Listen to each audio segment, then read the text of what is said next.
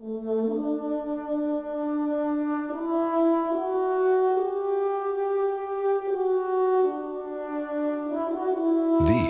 are the faces of strength, the faces of the Army family.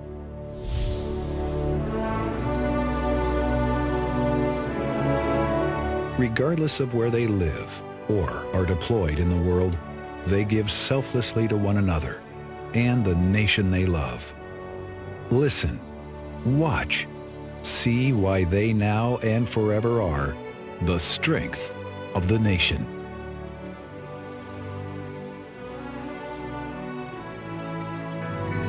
Sergeant Michael Espejo Jr. is a portrait of personal courage and strength. On patrol in Afghanistan, his unit came upon a burning vehicle, the site of an IED explosion. Sergeant Espejo spotted an apparent victim of the blast and rushed to his aid. Sergeant Espejo picked the guy up, carried him back to a safe distance away from the vehicle, and he noticed something bulky on his chest and realized that it was a suicide vest on this guy. He had a trigger in his hand. He's trying to hit the trigger. Sergeant Espejo threw the suicide bomber to the ground and yelled out a warning to his men and to the bomber to surrender. And he was trying to detonate the switch. At that time, Sergeant Espejo had to eliminate the threat. Under extreme stress, Espejo made a shot with pinpoint accuracy. Inches lower, he may have detonated the bomber's massive explosive charge. A lot of soldiers would have backed out. He knew how big of a threat it was, and he was still placing himself there rather than trying to get back. What he did just reinforces the type of leader and soldier that he is. I have been trained well, and it is a privilege to pass that knowledge on to others. I am Sergeant Michael Espejo.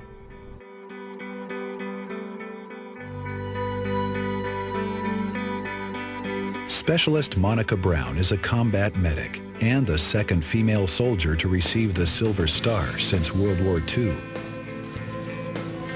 In Afghanistan, her platoon convoy was struck by an IED and then ambushed, braving mortar rounds and direct fire coming in all around. Then Private Brown rushed to the aid of fellow soldiers injured by the blast.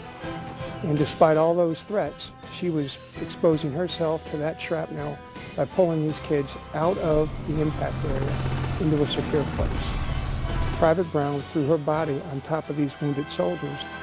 Private Brown's actions resulted in the complete recovery of 4 other soldiers who are back in uniform today.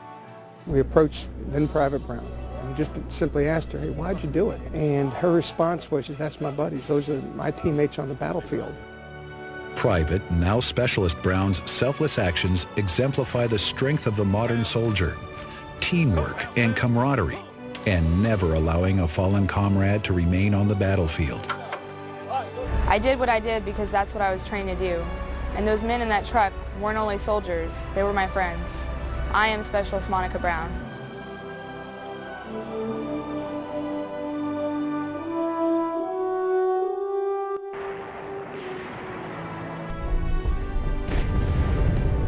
Once a soldier, always a soldier.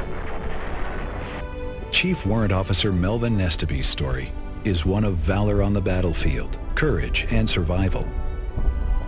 At age 21, in World War II, he fought in the Philippines against the invading Japanese. And they landed at Lingayen Gulf up north, 100 of them to one of us. We put up resistance to every footed away, but we couldn't hold them. Them bullets going by your ear sound like a mosquito. After 155 days of brutal close combat, his unit was forced to surrender. Nestaby survived the Bataan Death March and was interned in 4 different Japanese POW camps for 36 months. He went on to fight in the Korean War and also served in Germany before retiring in 1961. He is the very epitome of an American patriot. He'll be 88 in another week or so, but he would respond if he had a call to do it. His uniform and medals are displayed in a museum now, but Melvin's strength and his dedication to the flag continue to inspire a new generation of soldiers. I am a soldier. I will always be a soldier.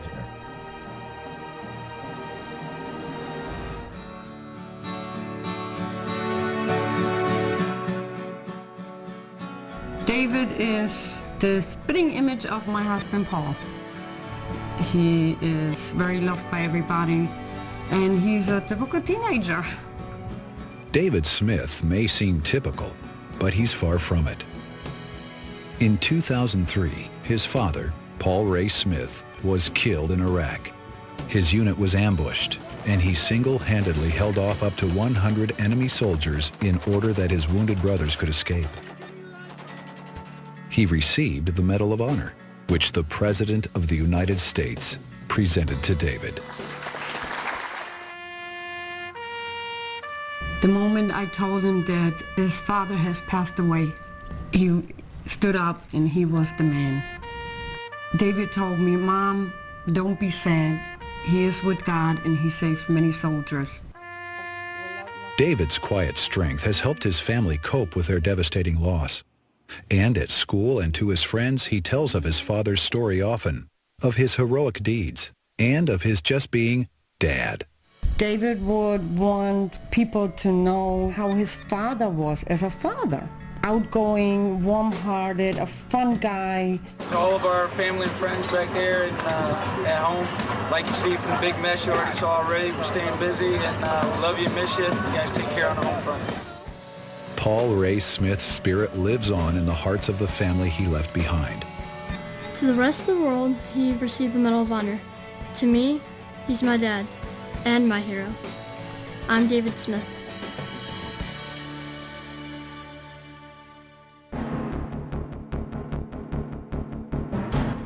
If you like your heroes the old-fashioned type, running headlong into enemy fire, guns blazing in both hands, then you'll really like Staff Sergeant Brandon Zylstra. If every platoon had squad leaders like Sergeant Zylstra out under fire, we would be even more successful than we are now. He's a hero. In 2007, Sergeant Zylstra's unit found itself trapped behind a jackknifed vehicle and began taking heavy enemy fire. Sergeant Zylstra defied a hail of bullets to drag first one, then another wounded soldier to safety. His own vehicle full of casualties, Zylstra jumped on the hood of his platoon sergeant's Humvee, and with the vehicle driving in reverse, he continued firing so the enemy would keep their heads down, enabling his platoon's escape. To see Sergeant Zylstra with one weapon in each hand, shooting from the hip, shooting up at rooftops, yelling and screaming at the top of his lungs, it's the scene that you'd see in a movie. Staff Sergeant Brandon Zylstra received the Silver Star for valor, and he says he was just doing his job to go out and fight the enemy. He epitomizes strength in the nation. I did it because that's what soldiers do for their fellow soldiers.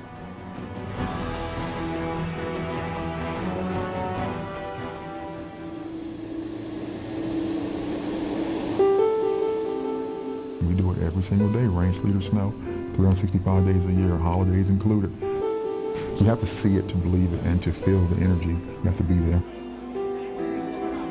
When I'm escorting soldiers through those doorways and they see 100, 200, upwards to 500 people sometimes, they are totally shocked.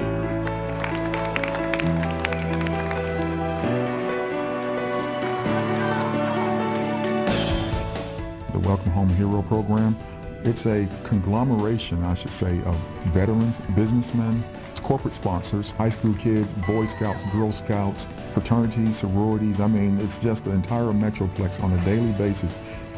Donna Cranston is the lead on the coordination to make sure that we have the families in line first, then we have the veterans, and then we have the meeters and greeters after that, and to make sure everybody is happy. And she has to be out here first, and she has to deal with family members.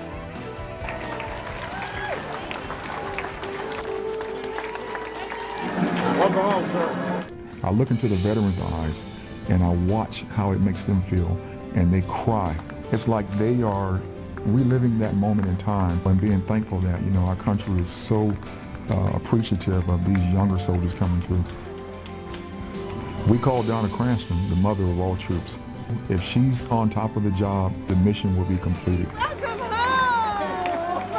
As a grateful American, I can tell you there's nothing like looking our troops in the eye shaking their hand, and thanking them for serving our country. They may be ordinary people, but the simple fact is that they do extraordinary things. And that's why we can say that they are faces of strength, the strength of the nation.